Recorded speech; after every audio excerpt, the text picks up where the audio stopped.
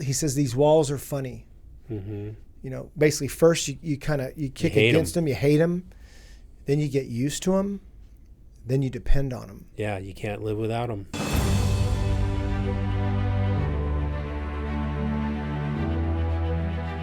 With God, there is always more. More love, more life, more freedom. Welcome to Zoe's Exploring More with Michael Thompson. C.S. Lewis once wrote, "Our Heavenly Father has provided many delightful inns for us along our journey, but He takes great care to see that we do not mistake any of them for home." Join me and the team as we explore the kingdom together, discovering the deep truths and offering encouragement for the journey. There is always more. Welcome, friends and allies, to the Exploring More podcast. Michael Thompson hanging out with SJ Jennings.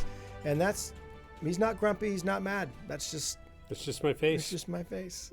We've had a lot of fun. Smile, bro. He just smiled. For the longest time, man, it was like I had, when I was speaking at the weekends, I just would write smile at the top of every page. Yeah, exactly. Especially in some of the intense moments that you just relieve your face. just tell it, remind it, smile a little bit. Anyway, the smiling SJ Jennings. Resting intense face. Yeah, man. Welcome. This is a welcome to April, man. This is landing in spring and the blooming. Right before the Encounter weekend. Just before. Yep, which is cool. It's going to be beautiful up there. Mm-hmm.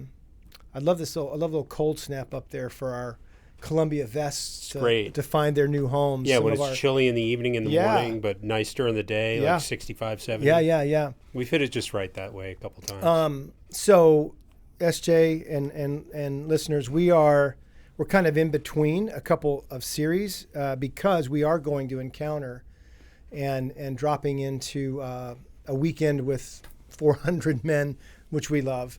So that's literally we're Pandalarium. Yeah. But I was going to say that as an explanation for what we're doing this particular podcast about. After this is a new series, which I'm just freaking excited about. We filmed this back in November. It's being released literally next week. Yep. And what do you want to say? I want to say it's awesome.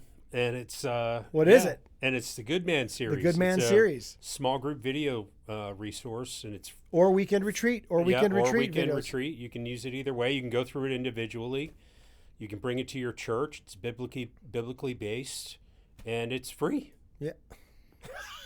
I said it that way just for free. You. It's free. And yeah, and it's so Caleb, who was our longtime producer for the podcast, is kind of stepped into some other media roles, and so we have some productions that we are being able to now step into and release. So this is the first of 3 or 4 different video resources. But I'm very excited about it too. And so next week we'll be dropping a series, 7 or 8 episode series on the Good Man series. We like to hold those things loosely in case we want to extend it. Exactly. But I'm excited about that. And so the other thing I'm excited about is what we get to talk about today, because it's been wild to see the interest and the views on kind of our film series. Yeah. Some of our favorite films, favorite movies that we say are parables, modern day parables. Films, stories carry with them an essence that has the ability to connect at people at a heart level. That's why we cry at movies. Right. Or laugh or cheer or remember most of the lines. Or cringe. Remember a lot of the lines after you've watched one a few times. And so, as Jesus spoke and taught and shared parables, illustrations, metaphors for how the kingdom is what it's like, these films, these stories have been incredibly helpful to connect with men, particularly women too. But men particularly in in themes that matter to them. We've said for a long time that if that film or that scene, that passage, if it strikes a chord in you, it means that there's a chord in you that can be struck. That's right. And that was put in there by a God who loves us and wants us to connect, and is showing us something that we've had a series about, the sacred romance, the larger story. His pursuit of us. It's inviting us. There's a gravitational pull towards the original intent, original design, connectedness with God, intimacy with God and each other. And so that's why we like these stories. That's why we dive into them, because there really is a gospel, a part of the gospel, according to some of these films.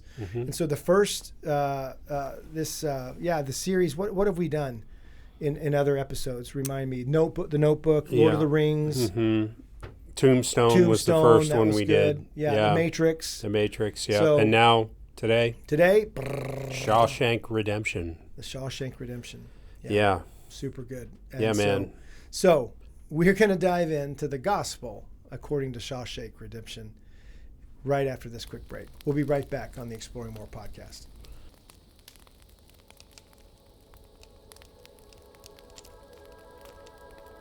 Men, however you arrived at the Good Man series, curious, tired, skeptical, or even hopeful, you are welcome here. This journey, it starts with an invitation to slow down, an invitation to tell your story, and most of all, an invitation to listen. Listen for what God wants to reveal. At Zoe, we believe every man is asking the question, am I a good man? And we also believe that there is real goodness in men, placed in your heart by God, and it's worth fighting for. As you watch these sessions, bring your honesty, bring your courage, bring your whole story. God has been preparing for your arrival, and He's ready to meet you here. Welcome to the Good Man series.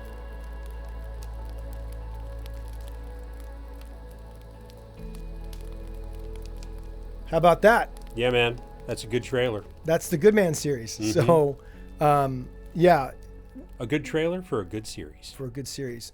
Just real quick, bro, because I know this is in your wheelhouse at Zoe, the production of things, you, Caleb, and others. But can you, where are they going to find this? Yeah, it'll be on our website, zoe.org/goodman, or Caleb, is it thegoodmanseries.com so thegoodmanseries.com has its own website.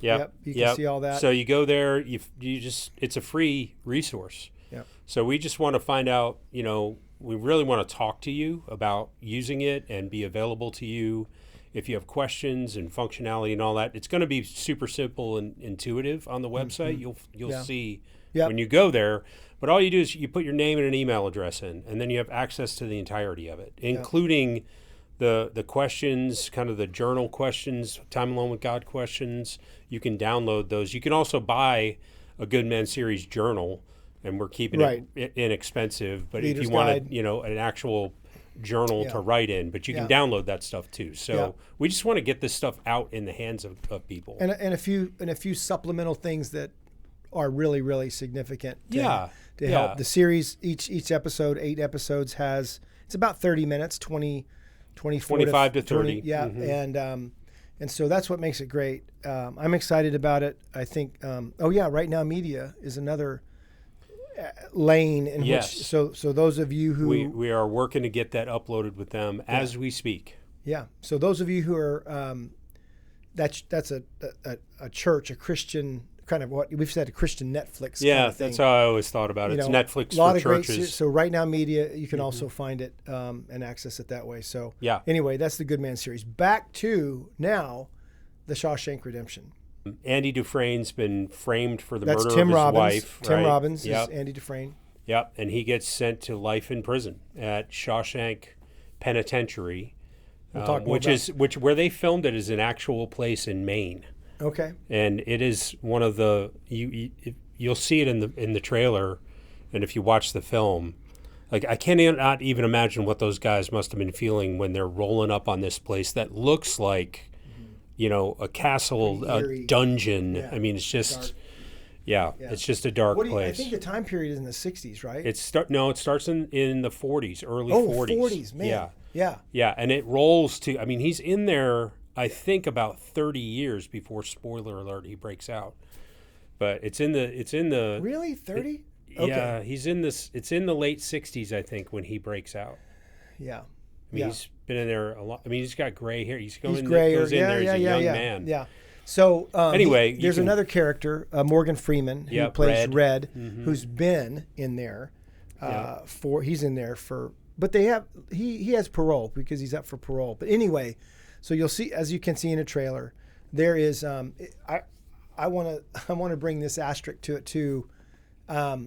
It's a beautiful, it's a glorious, it's a wonderful, and it's a dark film. I am not, as they say, cringy. Yeah, I'm not recommending it across all the board. So, you know, it's a mature audiences, because you can imagine life in prison. I mean, they don't get graphic, but they get very suggestive in some of the darkness that's there.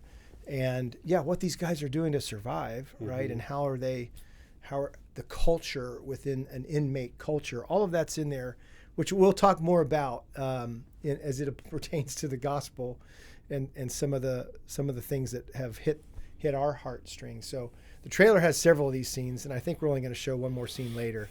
But Landon, we'll roll the Shawshank Redemption trailer, and we'll be right back.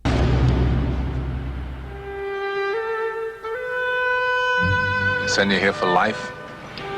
That's exactly what they take.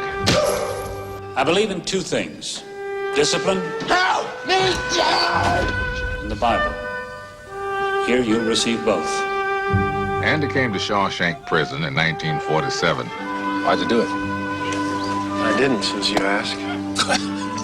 You can fit right in. I must admit, I didn't think much of Andy first time I laid eyes on him. He had a quiet way about him. A walk and a talk that just wasn't normal around here. There are places in the world that aren't made out of stone. There's something inside they can't touch. What are you talking about? Hope. Let me tell you something, my friend. Hope is a dangerous thing.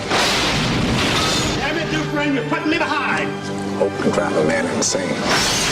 You better be sick or dead in there, I kid you not!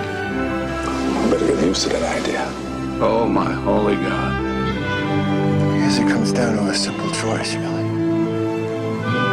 Get busy living, or get busy dying. Get busy living, or get busy dying.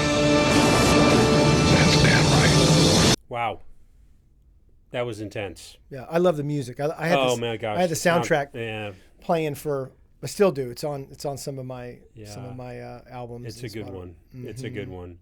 But lots of big themes, you know, themes of, even in the midst of terrible circumstances, the way that friendships develop, and you lean on each other, you rely on each other. I love the cast looking back. I mean, Morgan Freeman and his narration over lots of this film and in the trailer, you know, that he's there when Tim Robbins' Andy Dufresne comes in, and there was some affinity, you know. Andy asked him, "What are you in for?"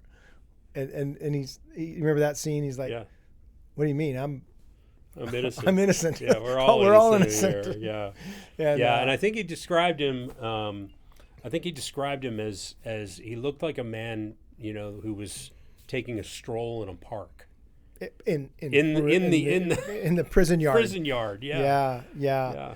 So, I also, you know, I think the themes. Let's talk about the themes, and we'll get into them a bit more. But it's a film, you know, about injustice and justice. There is the warden plays, and so do the guards. The warden plays the best Pharisee the hypocrisy and the Pharisee He's the worst. in that character is unbelievable. Hiding all of his sinful behavior behind the Bible. Yeah, and justify. So he, literally he uses inmates for subcontracting in the state and is lining his pockets with it.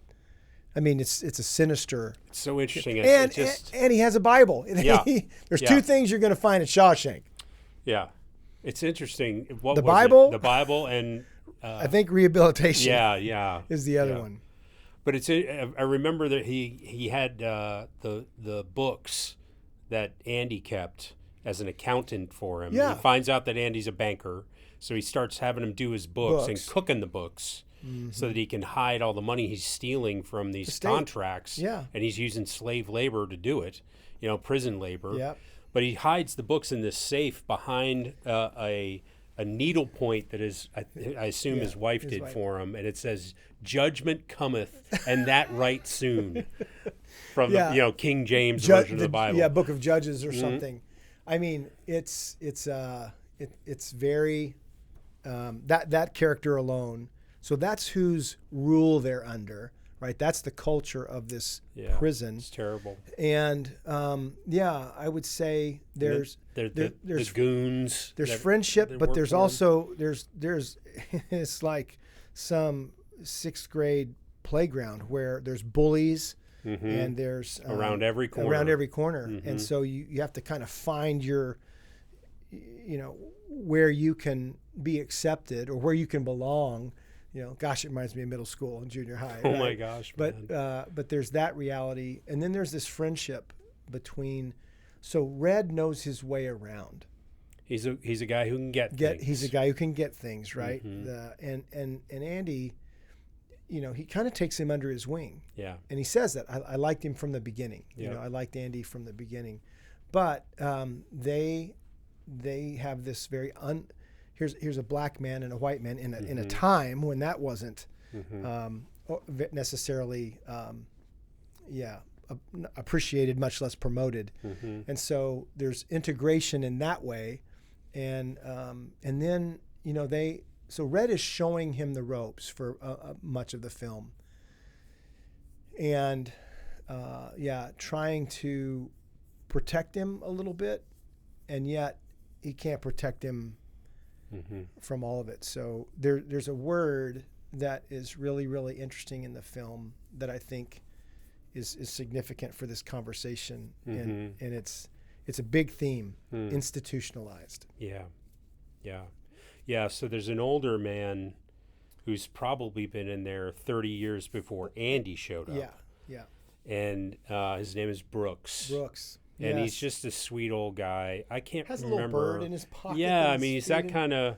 He's a little like, harmless. remember from It's a Wonderful Life, Clarence the angel? Yeah. It makes me think of him, Yeah, it's probably the same. Could be the same guy. I mean. But no, I know the actor, and yes, he's pretty harmless, and everybody gives him. He's the librarian. Right. He's so, the guy. So he's been in there 50 years, and they kick him out. They parole him.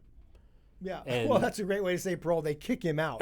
It's parole. From his perspective, he didn't want to leave. But he gets out, and that is... right. Remember, he takes somebody hostage with a knife to try to... Because they were going to make him... They were going to parole him. Yeah. And so back to the institutionalized. There's a conversation between Red, Andy, and these other guys that are connected. And they're talking about Brooks. And right. And there's a great line. He says, you get in here... And these walls, he says, these walls are funny. Basically, first you kick against them, you hate them, then you get used to them, then you depend on them. Yeah, you can't live without them. And he says, Red, you are talking out of your ear. He said, "Come on, Floyd. It's that he's institutionalized, right? Yeah. He depends on these, and so he was an important man in here. He's a grocery bagger. Yeah." Yeah, and so I think about my life and my Christ journey. Oh man, I relate to that. Yeah, I relate to the idea of being.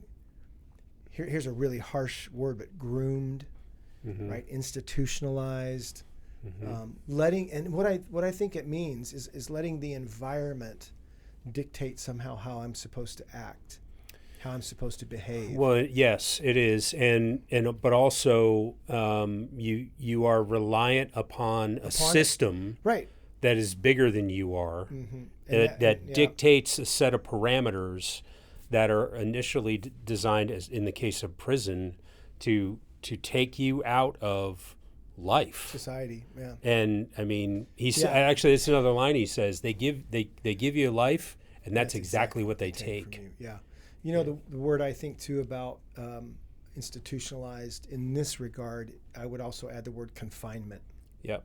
We're going to talk more about a particular kind of confinement, but yeah, man, when my false self was just running the show, institutionalized and confined, I am confined by the system. It's the system, internal system that is a perception and a reaction, and it's not good. It's not. It's bondage. It's an imprisonment. Right. For our souls when for our heart. When some world type system is running the program and the programming and the response and the reaction. So, yeah, I'd love for you to talk about. We were talking off camera, penitentiary and solitary confinement. Just swing at that because it's really a part of this conversation. Yeah, my son and his wife Autumn live in Philadelphia, and there's a pretty famous penitentiary there, shut down, 40 years ago now, but they take you on tours.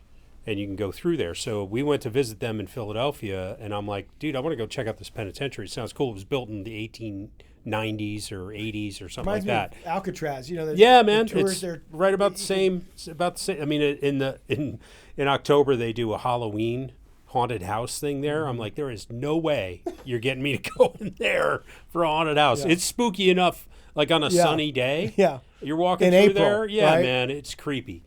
So, but the way that they built this was a new design in the late 1800s, and it was a certain type of penitentiary. But the idea behind a penitentiary is that it made you penitent, right? Which is humble and regretful, low before the Lord, right? I mean, all of that. So the way that it's designed, it's kind of designed with think of the spokes on a wheel. Mm-hmm. And the hub of the wheel is where the guard is. And he can see all the way down each hallway in each wing of this penitentiary. And then off the hallways, the cells, they're all solitary confinement. And they had and the walls are like 18 inches thick. Mm-hmm. So the room is very, very small. It's probably 5 by 8. That's how big the cell is. Dang. Yeah. What are we, about 10 by 10? In here, easily, maybe 12 by 12. So, very narrow. I mean, right. I mean, my shoulders are almost three feet across. I was going to say, you can kind of turn around in it a little bit. And there's a window, but it's not a window you can see out of. It's a window that allows light in. A little bit of light in, yeah. Yep. So that you only have light during the day, and you're allowed out of it for 30 minutes each day. And to interact with other people. That's how they operated. Yep.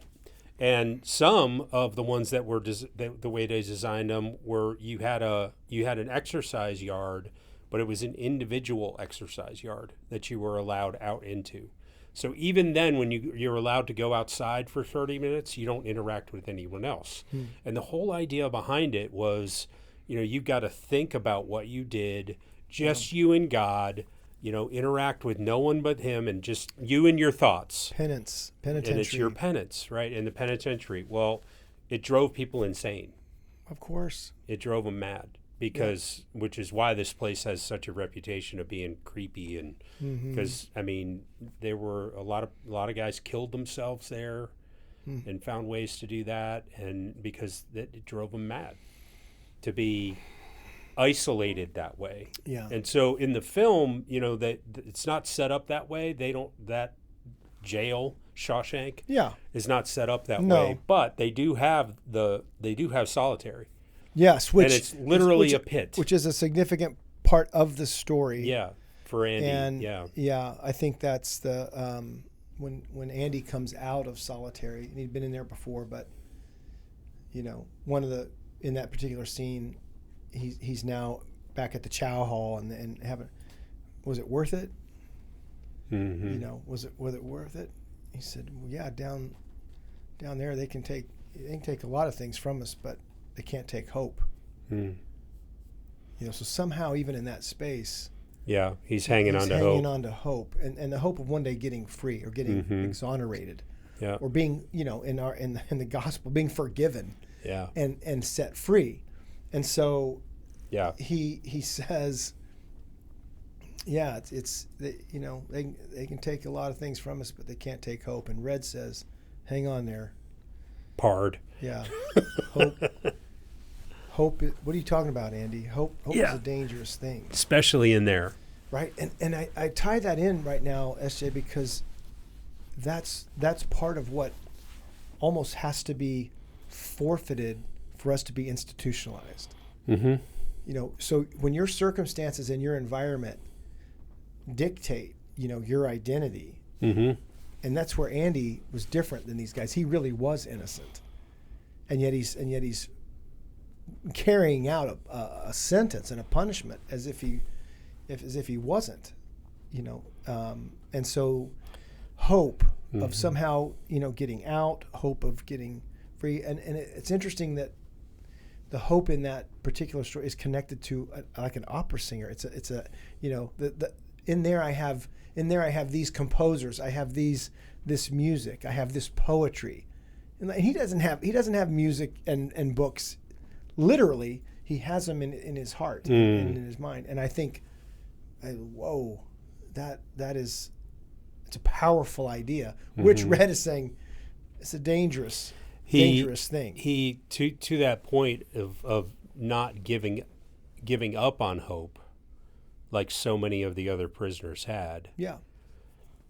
There's a series in the movie where period of time in the movie, there's a scene where he's called up to kind of the front office because a ton of books and records and all of that have been delivered. Yeah. And the guard is like, what is this all about? And he's been writing letters to have a library added to the prison for 6 years. To the state board, right. Yeah. For 6 years, he's written a letter every week for 6 years straight. And then it finally shows up. He wears them down. Yeah. Yeah, so he gets to have those things actually in hand, instead of just in his heart, but they're there in the prison, for guys to engage with. Yeah, he helps the guys, all the guards do their taxes. He helps one kid get their GED. Okay, stop. Wait, he's a great dude. He is. Stop. So I want to get the cart back behind the horse. Because what you're talking about now is the glory of him. Right. And Red has a glory. He gets stuff. He's kind of a smuggler. He's kind of a helper. He's kind of a black market dealer. And it'll take money and trade for things. But Andy has something in him and on him and with him that helps people and makes people better. Mm-hmm. And so even in prison, right, we would call it our glory, small g glory. What is his giftedness that is for him but for others? So if you need to know more about what I'm talking about, there's a whole series on glory, sure, and how we have dove into that over our journey. But that's what the enemy comes to steal, kill, and destroy, and that's what God has given you that you're to bring to the world. Thoreau says, most men live lives of quiet desperation and go to their grave with a song still in them. Mm-hmm. The song that you're to sing is your glory. Mm-hmm. And so Andy in prison now with that backdrop, if you could just talk about Andy now as those, because he's determined, right? So he's sending those letters. He wants to bring that hope, that culture, books, literature into the prison, right? And because why? Not just for him, for them. Yeah, it starts. You see that, I think, for the first time. he gets picked to be a part of a small crew of guys that gets to retar the roof, of a building. Yeah, the roof scene. And he's listening to the guard talk about, a gift that he got as an inheritance, and he's going to get, half of it taken away in taxes and all of that. And Andy just pipes up to help him, and he almost throws him off the roof for it. But he pipes up to help him with his taxes, and all he wants in payment for it, he says, is a bunch of beer. I know, but you know what he says? He comes up to the guard. Would your wife ever leave you? Yes, and his So, guard immediately is dragging him to the edge of the room. Do you trust your wife? Yeah, That's do you what it trust your was. wife? Get over there, he's out of the line. It's an intense scene. But what he was trying to do. I only mean because if you do, you can save the taxes and you just give her the money. It's like right up to the edge. Exactly. It's a bit of Andy's naivety, but it's also a lot of his good heart. And all he asked for in repayment for helping him keep that $35,000 is a couple of bottles of suds. You remember what he says? Because there's something about hard work.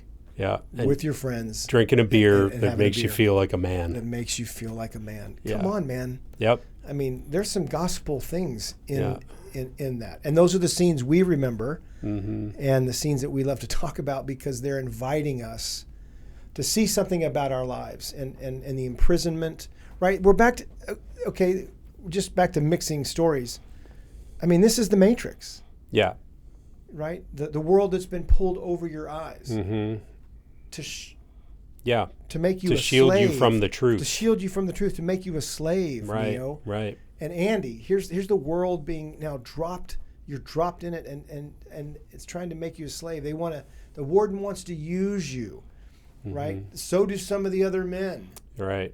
Right. I mean, it's very, very, and yet I don't want to be used by the enemy. And yet it's happened. He almost immediately sets about figuring out how to get out of there. But while he's there, while that system that plan is operating in the background, he's still going to be him. He does have to adapt in a few ways, but he's bringing the goodness. So do you remember he actually, there's the one young guy that comes in that doesn't know how to read. Right, and has the evidence and he's that actually, could set Andy free. And Andy doesn't know, but he actually is like, I know your story. This is the young guy.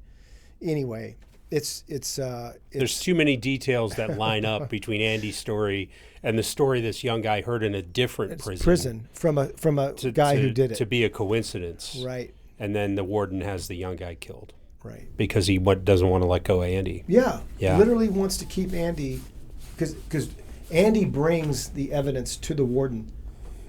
I've talked to this guy. This testimony will get me free. And the warden has him killed so that he can keep him in prison and use him as an accountant. Yep. I mean, it's brutal. I think that's the scene where, from there, I don't know that Andy was necessarily trying. I don't remember when he started digging, but pretty early on. But somewhere in there, that throws it into gear. And I'm not getting out of here. There is no parole. Right. And so, I think that the idea too of then what Andy did, right, to get freedom. What he had to crawl through. He crawled through. Oof. A couple hundred yards, I think, is 300 in a yards. sewer pipe. In a sewer pipe. But that, this old building, like you're saying, that's so Andy escapes that environment. And I want to go to this last scene because we talked about it earlier about hope. So Red is extremely antagonistic toward Andy in this idea of hope. Yeah, because he's been in there a little bit longer than Andy. He gets these parole hearings, and it doesn't matter what he says. Yeah, he gets denied. They're not letting him out. Right. Yeah. Until the last one. And so Andy does set up Red with a note. So Andy escapes to Mexico. Yes. And sends a letter to the prison to Red, and it says, hey, Red, when you get out, go to this field north of the prison in Maine. Yeah. Look for the big oak tree And he tells a story about some things about the tree. Andy's kind of a geologist. He of is. Sorts, He's a rock hound.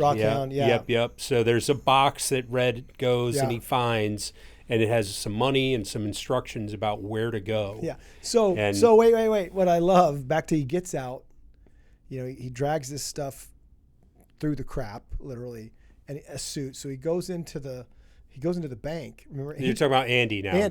He steals all the warden's. He's got dirty suit money and shoes and the whole thing. He steals all the warden's dirty money. I mean, because he set it up. He knows how to get it out. It's fantastic. So I love that. So then he I think he made off with something like $350,000. Something like that. Yeah.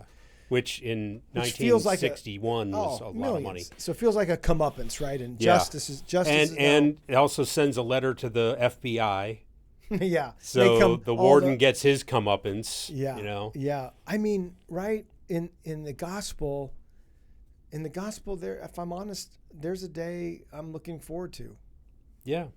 Judgment cometh, and that right soon. When the warden of this world, right? When Satan and all his demons, justice is served. That's right. There's the first coming, and there's a second coming. Yep. And so Red's at this crossroads, and he's bagging groceries and all that, doing the thing with the halfway house, and he says, "For the second time in my life, I broke the law," and he broke his parole and got on a bus, Greyhound bus. Yeah, man. And there's this whole in this scene. Are we going to show the scene? Yeah. So check this scene out. Yeah, check the scene out. I think from the time that he gets the box, finds the box in the field, and the next invitation is afoot.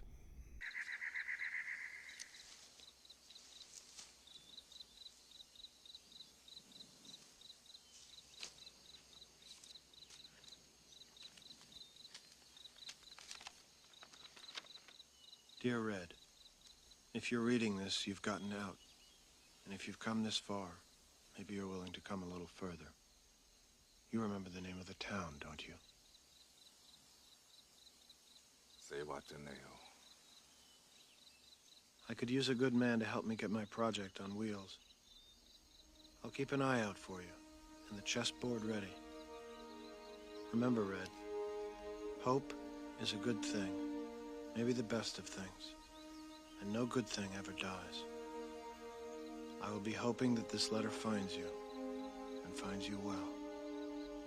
Your friend, Andy.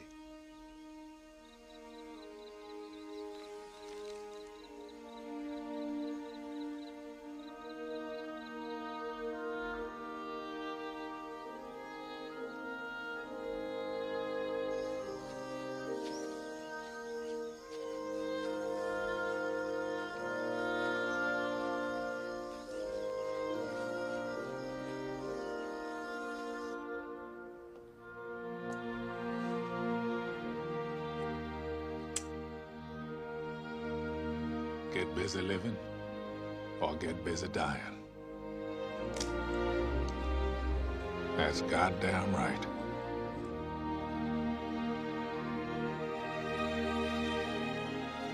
For the second time in my life, I'm guilty of committing a crime. Parole violation. Of course, I doubt they'll toss up any roadblocks for that. Not for an old crook like me. 40 Texas, please. I find I'm so excited I can barely sit still or hold a thought in my head. I think it's the excitement only a free man can feel. A free man at the start of a long journey whose conclusion is uncertain. I hope I can make it across the border. I hope to see my friend and shake his hand. I hope the Pacific is as blue as it has been in my dreams. I hope.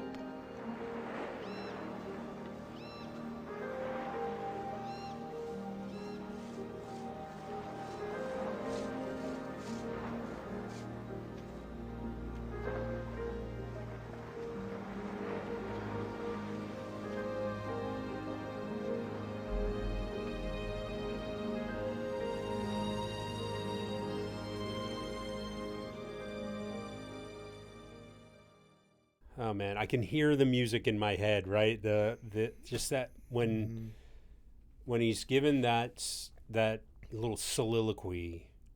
Yeah, of, the voiceover. voiceover. I hope I can get across the border. I hope. I hope I can find my friend. I hope. I mean, dude, it's so I don't, good. and I'm not kidding. I don't think I connected those dots until maybe a third time. Which dots? The dots between Andy and the solitary confinement and hope. They can't take that from you. Yeah. And then the end of the then film. on the bus, when I feel, and he basically says, I feel young again. I feel invigorated. I feel hope. It's renewed in him. And I'm like, and isn't that when what I saw Jesus it, then does? you can't not see it. Right. Isn't that what Right? Jesus does? Renews hope and brings hope. And, Right. I mean, restores and Yeah. brings you to life again. I mean, it's amazing. Yeah, And yeah. then you know, I don't know if the clip went all the way there, but when he's walking up the beach and Andy's, I mean, he's just a vagabond. He looks like a pirate. Yeah. He's Maui Jim. Yeah, he's you know. cleaning that boat off, Uh-huh. that old hulk Yes. of a boat, and Yeah. they just And the you first know, time are you see thrilled it, to see each other. the first time you see it, right, and maybe other times after, but that moment is that heartstring, and all you've endured for these 2.5 hours of this film. I hope, and then you just you're. Wow! Oh, This is man. incredible. Well, Oh my it's- gosh, it's just the tears. I just think the of joy. it. I think of it as when the joy. when I go to be in the presence of Jesus, that's how he's going to greet me. Right. We're going to run towards each other on the beach, man. Yeah, oh, good. Yeah. But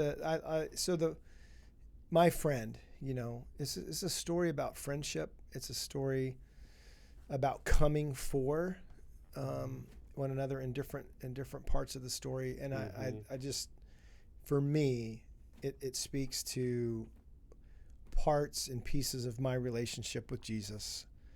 That, it's not just a life that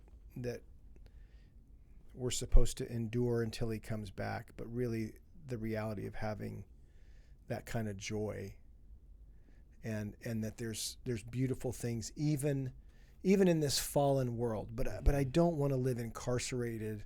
I don't want to live in bondage to sin and all the consequences that come with it. Yeah. And I don't want to be paroled. Galatians 5:1, it is for freedom that Christ has set us free. And we're learning how to live free. Yep. More and more. Right? The institutionalized life is giving way to a life of freedom. Mm-hmm. And that's why I love this film, The Shawshank Redemption. Amen, bro. It's been fun to talk about. I kind of want to go watch the whole thing again. Oh, now. man. I mean, it's intense. It's very intense. Yeah. Yes. So, Good Man series is coming out. Yep. We'll be talking about that next time. In between now and then, we've got the Heart of a Warrior Expedition. There might be one or two spots. If somebody's somehow seeing this. Heart of a Warrior Encounter. If somebody's seeing this, they may have to just drive up and sneak into We've Goshen, had guys Virginia. do that before. We have had guys that we caught them. Slept in their cars. We caught them. That's right. Made room for them. So, anything else you want to say about Goodmanseries.com. Go check it out. Yep. Remember, it's a free resource. Zoe.org/give if you want to join the crowd that funds this operation. We are crowd-funded. Mm-hmm. And if you're interested in that, visit the website, zoe.org/give. Yeah. Want to welcome our new wingman. Yeah, our new engineer, Landon. Yep. Yeah, Landon. Andy has moved on into the Allies space, and Yeah. so Landon stepped in. So we had Appreciate you, a man. new first round pick this year, and we got Landon. We'll bring him out, let's get him out in front of the camera on the Good Man series. Yeah. But anyway, so good to have you with us, Landon. Yeah. Make us look and sound good, bro. Do your thing.